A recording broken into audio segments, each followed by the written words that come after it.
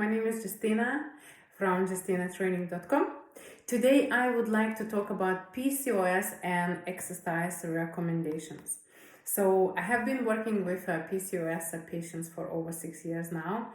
In total, I have been doing personal training around the world globally for over 11 years. So I do have quite a bit of experience in my field. So just would like to give you a very simple tips when it comes to PCOS and exercising.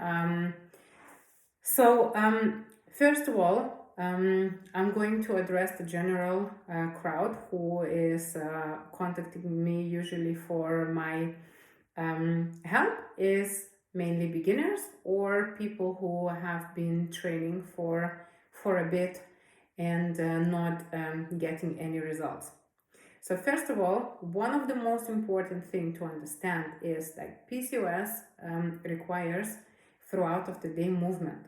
So my first recommendation, if you are an absolute beginner or you have been training, not getting results and not doing that anymore for more than 3 to 6 months, so first recommendation is start moving throughout of the day.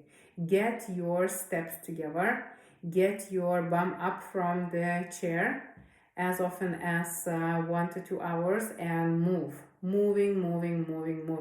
Getting your metabolism started with some daily activity is going to really help your body to understand, okay, something is changing, I need to change as well. So walking or walking the dog, doing gardening, anything what's involving moving throughout of the day. Try to be as consistent as possible.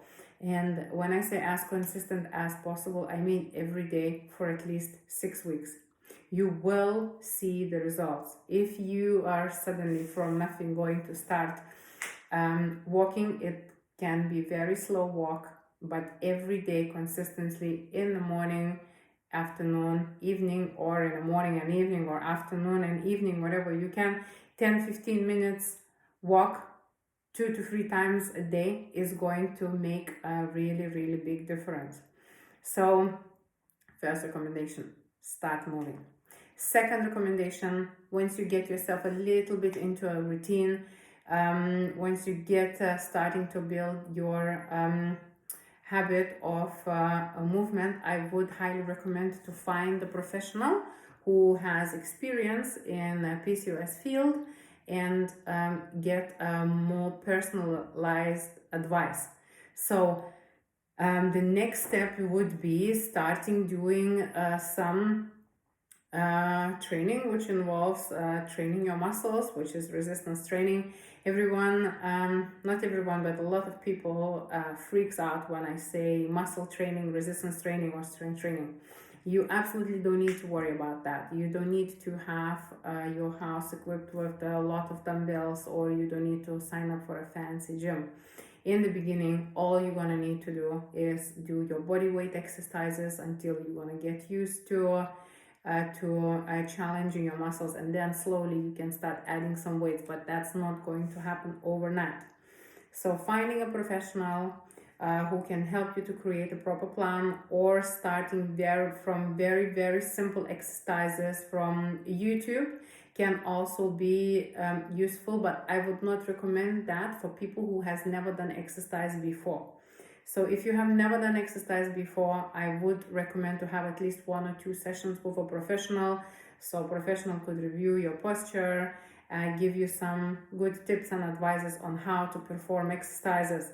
So make sure that you don't just wake up one day, okay, I want to exercise, turn on YouTube and start doing some crazy things, because you are going to get injured.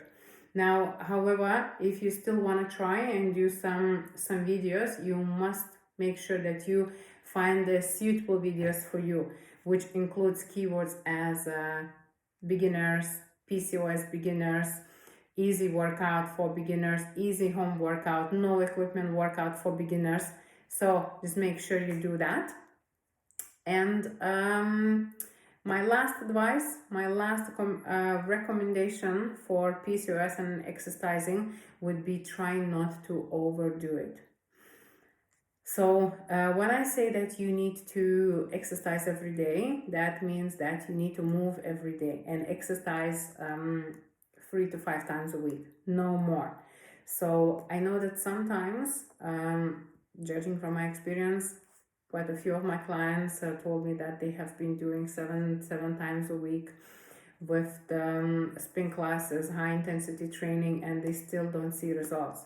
So you need to bear in mind that with PCOS, doing more is not always better, especially if you have adrenal pre-PCOS,